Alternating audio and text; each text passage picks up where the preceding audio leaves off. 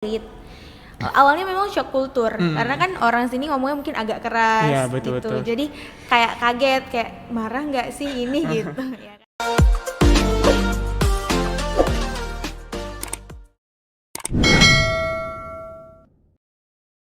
Halo Sobat Mutiara, kembali lagi dengan saya Xmin Manjaila Iya di podcast US Indonesia Podcast Cerdas Berkarakter.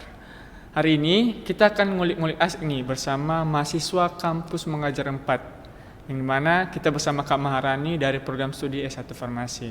Nah sebelum kita ngulik-ngulik asik, lebih baik Kak Maharani perkenalkan diri supaya Sobat Mutiara pada tahu. Halo Sobat Mutiara, perkenalkan nama saya Maharani dari program studi S1 Farmasi. Sekarang saya berada di semester 6. Semester 6. Iya. Jadi Kak Maharani ini gimana kabarnya Kak? Baik? Alhamdulillah baik. Baik, oke. Jadi Sobat Mutiara, di sini kita akan bincang-bincang tentang seputar kampus Mengajar 4, di mana Kak Maharani ini mengikuti program Kampus Merdeka ya, yang juga oleh Kemendikbud. Nah, jadi kemarin Kakak ikut Kampus Mengajar, penempatannya di mana ini? Saya penempatannya kebetulan di Kota Medan, Oke. tepatnya di Medan Deli, di SMP swasta Tuturi Handayani. Tuturi Handayani. Ya, jadi di sana kemarin penempatannya apakah orang Kakak yang milih atau langsung dari Kemendikbudnya ini? Dari Kemendikbudnya sendiri, Kemendikbud jadi sendiri. otomatis. Otomatis, oke. Boleh nggak kakak ceritakan gimana ceritanya pas kakak mulai motivasinya kenapa bisa ikut kampus mengajar? Jadi sebenarnya tuh dari dulu dari kecil memang pengennya jadi guru. Jadi guru, oke. Iya, tapi karena orang tua kayak pengen anaknya ada di kesehatan, masuk kesehatan gitu. Nah, awalnya itu memang waktu diberitahu, udah tahu dari angkatan 3, Oke. punya kawan juga sekelas yang ikut di kampus mengajar angkatan 3. Terus waktu keluar angkatan 4 langsung daftar, memang benar-benar udah prepare dan alhamdulillahnya diterima. Diterima. Bisa nggak kakak ceritakan gimana lebih mendalam lagi proses pendaftarannya itu kayak mana? Proses pendaftarannya online waktu Online, itu, oke. jadi berkas-berkasnya itu ada memang diarahin dari pusat, misalnya kayak surat fakta integritas, izin orang tua, habis itu surat aktif dari kampus juga, terus ada beberapa tambahan, misalnya kayak sertifikat-sertifikat, Oke. sertifikat terutama yang diutamain kali itu mungkin sertifikat yang organisasi gitulah, karena kan ini kerja tim juga. Kerja tim juga, oke. Jadi kan setelah kakak dinyatakan lulus nih dan sudah ditempatkan di SD tadi ya? SMP. SMP, oke. Di sana kakak sendiri atau punya teman memang yang sama-sama mahasiswa dari kampus kita atau dari kampus yang juga? Sendiri. Sendiri ya? Iya, benar. Berarti di sekolah itu sendiri kakak sendiri? Iya, benar. Oke. Jadi kalau kemarin itu kakak penempatannya di SMP itu, jadi pas pertama kali nih kakak ke sekolah itu pengalamannya kayak mana? Pertama kali itu saya ke sekolah bareng DPL karena kan saya dari Aceh dan Oke. penempatan di Medan, jadi nggak tahu daerah situ. Dibantu DPL kita cari kos-kosan. Kos-kosan. Dan alhamdulillahnya di hari pertama langsung dapet itu memang di rumah warga, Oke. tapi sekarang udah jadi orang tua angkat jadinya. Karena memang deket kayak di depan sekolah itu rumah orang tua angkat saya sekarang gitu. Orang tua angkat sendiri. Iya. Oke.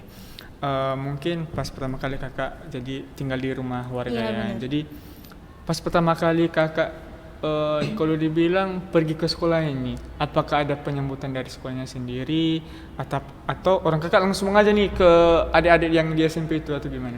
Oh enggak, awalnya itu kita ada penyambutan, Oke. kayak diantar juga oleh DPL dan mereka menerima kita. Simbolis lah. Di Simbolis. situ juga kita perkenalan, di hari pertama juga kita lihat-lihat ke kelas, perkenalan juga gitu. Setelah itu baru besoknya mulai menyusun program. Menyusun program. Iya. Nah, jadi kan orang kakak menyusun program nih. Nah, ada nggak sih siswa-siswa di SMP itu bilang, Miss ini dari mana? Miss ngambil mata pelajaran apa gitu? Pasti banyak Pasti banyak. kayak kan orang itu juga dijemput sama orang tuanya juga kayak ini anak SMP atau gimana gitu, kok beda seragam. Terus kami jelasin juga kalau kami tuh dari Kementerian Pendidikan. Terus mereka nanya, kakak asalnya dari mana? Terus di sini kerjanya ngapain gitu, ngajarin apa gitu. Jadi kami mencoba menjelaskan karena salah satu tujuan kampus mengajar ini juga kan membangun membangun generasi muda yang berkarakter, habis itu yang Pancasilais lah gitu. Jadi kita awalnya itu menjelaskan dulu maksud dan tujuan dari kampus mengajar ini dan diterima dengan baik oleh mereka. Jadi kakak diterima dengan baik oleh sekolah itu. Iya. Jadi kakak bukan ke sekolah itu bukan hanya mengajar saja, pasti ada program-program yang memang harus orang kakak laksanakan. Jadi mungkin dari mengisi waktu luang pada saat orang kakak tidak mengajar di kelas itu, apakah ada kegiatan yang memang atau program yang memang orang kakak laksanakan di situ? Kebetulan kami waktu itu masuknya siang, jadi waktu di sekolah itu kan singkat. Nah kami itu memang membagi tim. Salah satu kelas itu yang masuk 2 orang. Jadi tim kami itu programnya adalah literasi numerasi. Nah yang udah kami jalankan itu adalah pada awal penempatan kami observasi. Jadi kami pisahkan anak-anak yang memang kurang kemampuan literasi dan numerasinya. Terus yang udah mumpuni, maksudnya sudah lebih bisa lah gitu, itu kami pisahkan juga karena biar nggak mengganggu pelajaran sama sekali gitu satu sama lain. Jadi yang belum bisa kami bimbing juga secara terpisah dan yang sudah bisa kami lakukan program yang berbeda. Misalnya kalau misalkan yang belum bisa literasi, kelas mengajar belajar membaca gitu, perkenalan dengan huruf. Terus juga literasi numerasi yang masih tingkat di bawahnya mungkin. Yang sudah bisa dibilang sudah mumpuni. Itu kita buat lebih ke kalau literasinya itu minat bakat. Entah itu menulis puisi, cerpen. Terus kalau untuk literasinya itu biasanya kita latih kognitif dengan kuis-kuis yang kami dapatkan juga pembelajarannya dari masa pembekalan kampus mengajar. Oke, jadi orang kakak tetap membimbing adik-adik siswa-siswa SMP di situ ya. Nah, jadi pada saat orang kakak melaksanakan kegiatan pembelajaran seperti itu, apakah guru-guru juga akan langsung menilai nih orang kakak? Apakah guru di situ, apakah DPL kakak yang menilai kakak di situ? DPL dia jarang, pasti kayak seminggu 2 kali doang yang datang ke sekolah. Jadi memang mereka awalnya itu kan seharusnya kami mendamping guru, kami kayak berkolaborasi dengan guru. Tapi mungkin ada beberapa guru yang tidak nyaman saat harus didampingi. Jadi kelas yang kami belajar dan mengajar beda dengan kelas yang guru mengajar. Biasanya sehari itu kami dapat waktu masing-masing kelas itu 30 menit. Dan kalau misal ada jam kosong atau gurunya sakit, itu boleh kami gantikan. Di situ kami mengisinya. Oke. Jadi di luar konteks seperti itu kita mau bahas nih Kak. Tadi kan kakak cerita pas pertama kali ke sekolah itu pasti tinggal di rumah warga ya? Iya. Nah jadi bagaimana kakak menyingkapi kalau dibilang menyesuaikan diri lah di situ? Kakak kan orang Aceh dan kuliah memang di Sari Mutiara di Medan. Jadi bagaimana kakak membiasakan diri untuk bisa komunikasi dengan warga-warga sekitar? Nah itu dia, kebetulan saya dari SMA itu sudah merantau. Saya asli Aceh Tengah, terus SMK-nya di Banda Aceh. Jadi mungkin untuk bersosialisasi itu karena saya juga sosial orangnya, jadi nggak terlalu sulit. Awalnya memang shock kultur karena kan orang sini ngomongnya mungkin agak keras betul. Jadi kayak kaget, kayak marah nggak sih ini gitu ya kan? Karena nadanya tinggi-tinggi ya. Benar-benar sampai akhirnya berarti emang kayak gini. Apalagi mama angkat saya itu kalau ngomong Batak kali. Iya Batak kali. Agak kenceng gitu ngomongnya. Jadi lama kelamaan karena sudah membaca situasi jadi nyaman. Saya pun tahu misalnya mungkin mereka cara menegurnya agak keras, tapi karena sayang gitu. Oke. Nah jadi kan kakak prodi farmasi nih. Iya. Jadi tiba-tiba kakak ikut program kampus mengajar. Iya benar-benar. Jadi pas kakak ikut kelas farmasi dan tiba-tiba langsung mengajar, apakah ada perbedaan Kak di kampus sama di sekolah itu? Pasti ada, pembelajarannya juga ada. Tapi mungkin karena saya pernah merasakan SMP ya, jadi saya memahami. Apalagi anak zaman sekarang itu pendekatannya nggak bisa dikerasin gitu. Jadi awalnya itu kesulitan pastinya karena shock kultur tadi juga. Anak-anaknya juga berbeda, cara bergaulnya, terus juga cara mengajarnya juga. Awalnya saya ada satu cerita, jadi minggu pertama itu berjalan lancar, mereka masih baik-baik. Nah minggu kedua itu udah harus pakai urat ngomongnya. Terus kan di Medan Deli itu lingkungan pabrik. Jadi di minggu kedua saya batuk. Sebulan kemudian karena sudah nggak sembuh nih, cek terakhir ternyata hampir kena bronkitis. Jadi itu karena saya kelelahan juga. Saya masuk siang, jadi pagi saya ke kampus, siang saya mengajar, malam saya menyiapkan pembelajaran. Nah, karena saya sering teriak-teriak yang biasanya nggak pernah teriak-teriak, terus harus teriak-teriak, lama-lama saya ubahlah programnya, cara mengajarnya gitu. Nah, saya survei lagi, ternyata anak-anak zaman sekarang itu suka yang TB, terima beres gitu.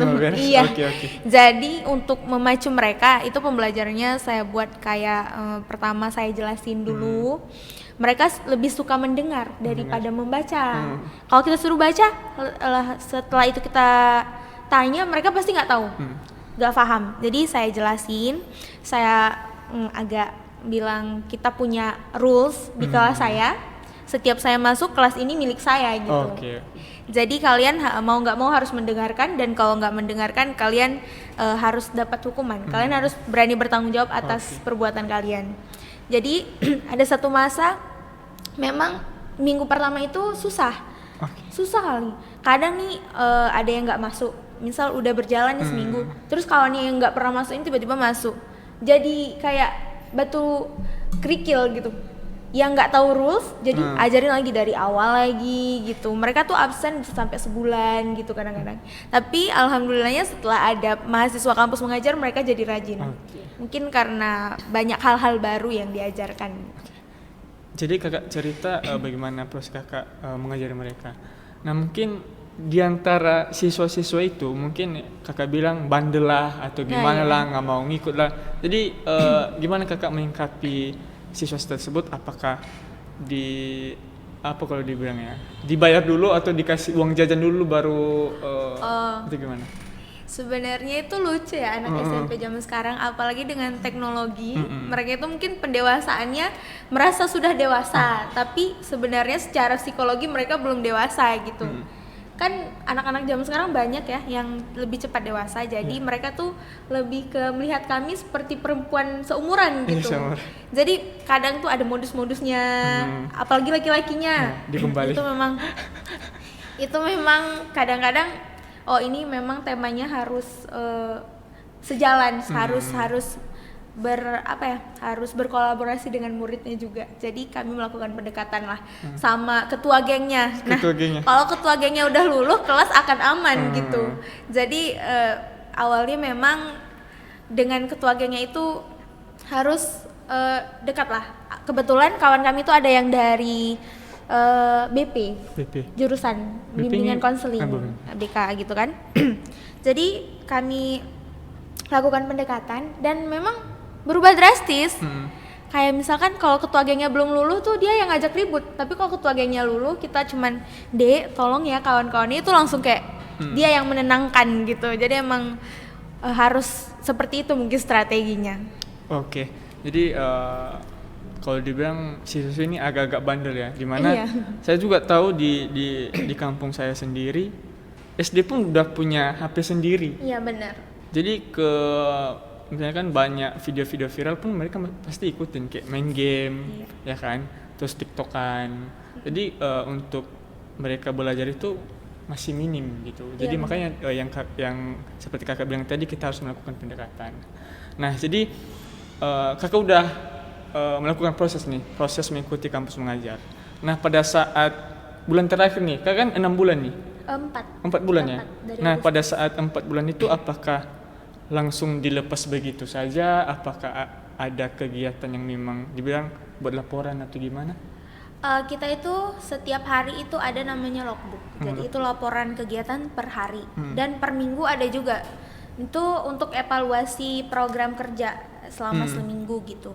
Nah terus akhirnya itu ada program, ada laporan akhir. Nah laporan akhir itu adalah rangkuman kegiatan dari awal sampai dengan akhir. Habis itu evaluasi, setelah itu juga kayak untuk mengetahui apakah ada perubahan setelah adanya mahasiswa kampus mengajar ini gitu. Jadi banyak sih laporannya. Jadi pas laporan akhir apakah dibuat lagi? Iya, laporan akhir dibuat lagi. Dia lebih seperti menjabarkan apa yang kami dapat selama kampus mengajar, apa yang kami ketahui tentang kampus mengajar, fungsinya, terus program kerja kami, terus tujuan program kerja kami dan perkembangan setelah kami melakukan program kerja itu. Jadi setelah kakak melakukan sebuah proses, melakukan pelaporan, jadi sebelum mengikuti kampus mengajar tadi atau setelah, bagaimana kak dukungan dari kampus nih terhadap? Kampus, alhamdulillah kampus sangat mendukung ya. Kampus juga nggak memberatkan kami dengan hal-hal yang misalkan ada kampus yang memang harus ikut kampus mengajar, harus ngerjain tugas, harus apa enggak. Jadi kampus memang memberikan keringanan gitu untuk konversi nilai juga, dan didukung juga dengan wakil rektor 3 terutama, dengan kaprodi, rektor kita juga sangat mendukung.